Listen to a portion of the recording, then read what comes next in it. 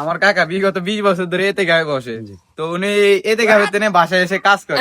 তো এটা কি ওনার কি এতে গায়ে হবে?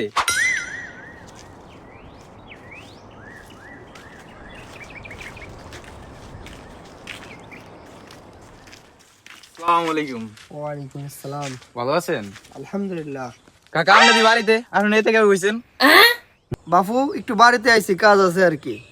কাকা এতে গাওয়ার সময় তো বাড়িতে আসা যায় না, এতে গাওয়ার সময় মসজিদে থাকতে হয়। আপনি দি বাড়িতে? বাপু এতে বসলে সমস্যা না, বাড়িতে আসছি কাজকর্ম করা যায়, এতে করে কোনো সমস্যা হয় না। কা, আমরা তো জানি আপনার এতে গায়ে বসলে দুনিয়াবি কোনো কাজ করা যায় না, বাসায় আসা যায় না, এবং কি সব সময় মসজিদেই থাকতে হয়, এবার আল্লাহর ইবাদতের ফি থাকতে হয়, দুনিয়াবি কোনো কাজ করা যায় না। আপনি বাড়িতে আসলেন কা? বাপু আমি আজকে 20 বছর ধরে এতে বসি, বুঝছো?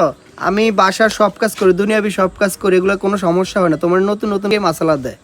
কাকা আপনি তো ভুলের ভিতরে আছেন, এভাবে যদি আপনি এতেকাফ করেন আপনার তো কোনো লাভ হবে না, আল্লাহর কাছে এতেকাফ কবুল হবে না। চলেন আমরা হুজুর থেকে মাসালা শিখি বা জানি বা কেমনে কি করণীয়, চলেন আমরা জিজ্ঞাসা করি। চলেন হুজুরের কাছে যাই। আরে আসসালামু আলাইকুম হুজুর। ওয়ালাইকুম হুজুর, আসসালাম। ভালো আছেন? কেমন আছেন? এই তো আলহামদুলিল্লাহ। আলহামদুলিল্লাহ। কোথায় যাইতেছেন? হুজুর যাইতেছি তো আপনার কাছেই। আমার কাছে। জি। আলহামদুলিল্লাহ। কি জন্য হঠাৎ? আমার কাকা বিগত 20 বছর ধরে এতে গায়ে বসে। তো উনি এতে গায়ে তেনে বাসায় এসে কাজ করে। তো এটা কি ওনার কি এতে গায়ে হবে? এটা নিয়ে আমাদের কিছু মাসালা দেন।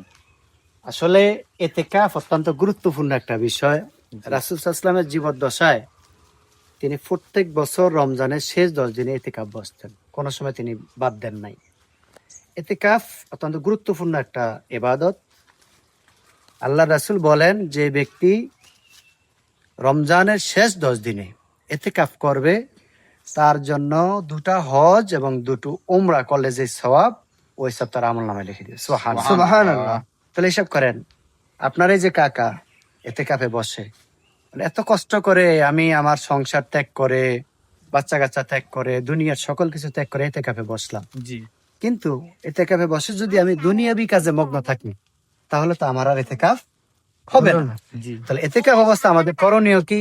এতেকাফ অবস্থায় আমাদের করণীয় হলো যে আমরা সব সময় জিকিরে আল্লাহর ইবাদতে মগ্ন থাকবো। সবচেয়ে উত্তম হলো যদি কোরআন শরীফ তেলাওয়াত করতে পারি, তাহলে আমরা কোরআন শরীফ তেলাওয়াত করব, নফল নামাজ বেশি বেশি পড়ব এবং জিকির করব।